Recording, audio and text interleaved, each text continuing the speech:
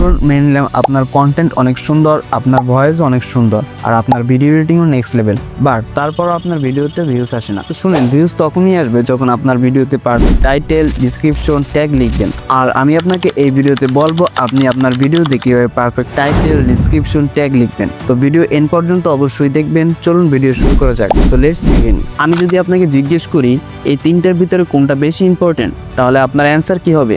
Like তোমাদের মধ্যে থেকে 60% লোক বলবে ট্যাগস, রাইট? বাট এটা সবচাইতে বড় মিস্টেক। সবচাইতে ইম্পর্টেন্ট হচ্ছে টাইটেল।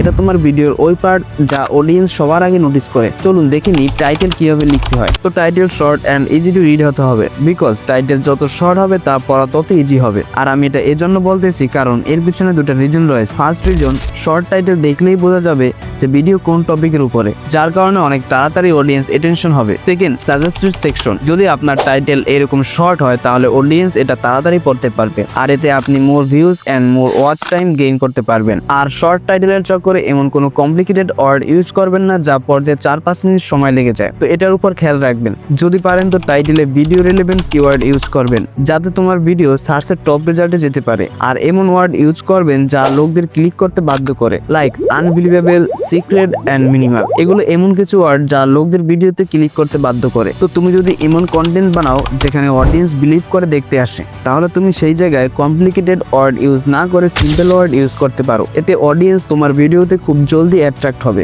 বাট এটা তো হচ্ছে টাইটেলের ক্ষেত্রে। আর এখন কথা বলবো ডিসক্রিপশনের বিষয় নিয়ে। তো অনেক লোক মনে করে ডিসক্রিপশন ইউজলেস, আর সেই জায়গায় অনেক বড় বড় ক্রিয়েটর মনে করে ডিসক্রিপশন ইউজফুল। আর আমি তোমাকে বলে দেই ডিসক্রিপশন ইম্পর্টেন্ট। আর ইউটিউব বলেছে ডিসক্রিপশনে ভিডিও রিলেভেন্ট ওয়ার্ড ইউজ করতে, কারণ এটা তোমাকে ইউটিউবের সার্চ রেজাল্টে আসতে হেল্প করবে। অ্যান্ড ইউটিউব এটাও বলেছে সামারি অফ দ্য ডিসক্রিপশন, যেমন ডিসক্রিপশনে লিখে দিতে পারেন ভিডিওতে কী কী বলবেন, কী কী থাকবে, এটসেট্রা এটসেট্রা। অ্যান্ড ডিসক্রিপশনে রিলেভেন্ট ওয়েবসাইট অথবা সোশ্যাল মিডিয়ার লিঙ্ক অ্যাড করতে পারেন। আর যদি আপনি ভিডিওতে আলাদা আলাদা টপিক বলেন, তাহলে আপনি ভিডিওতে টাইমার অ্যাড করতে পারেন, যাতে এক টপিক থেকে দ্বিতীয় টপিকে যাওয়া অডিয়েন্সদের জন্য সহজ হয়ে যায়। আর যদি আপনি ভিডিওতে এমন কোনো টপিক বলেন যা সময়ের সাথে সাথে চেঞ্জ হতে পারে, লাইক টেকনোলজি অথবা নিউজ, তাহলে ডিসক্রিপশনে রিলেভেন্ট ইনফরমেশন আপডেট করবেন। তো চলো এখন কথা বলি ট্যাগ নিয়ে। তো আপনারা অনেকেই ভাবেন tag are very important, right? But এটা সবচেয়ে বড় মিস্টেক। আমি আপনাকে বলে দেই tag play are minimal role in your video. মানে ট্যাগ বেশি ইম্পর্টেন্ট না, বাট এর মানে এটা না যে আমরা ট্যাগ একদমই ইউজ করব না।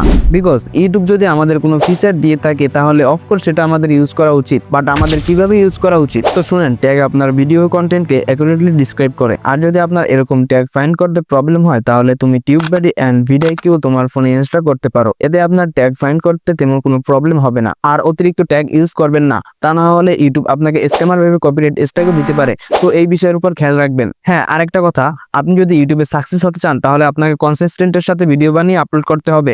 আর যদি ভিডিওটি ভালো লাগে তাহলে চ্যানেলটি সাবস্ক্রাইব করতে ভুলবেন না। দেখা হচ্ছে নেক্সট ভিডিওতে। Thank you for watching this video.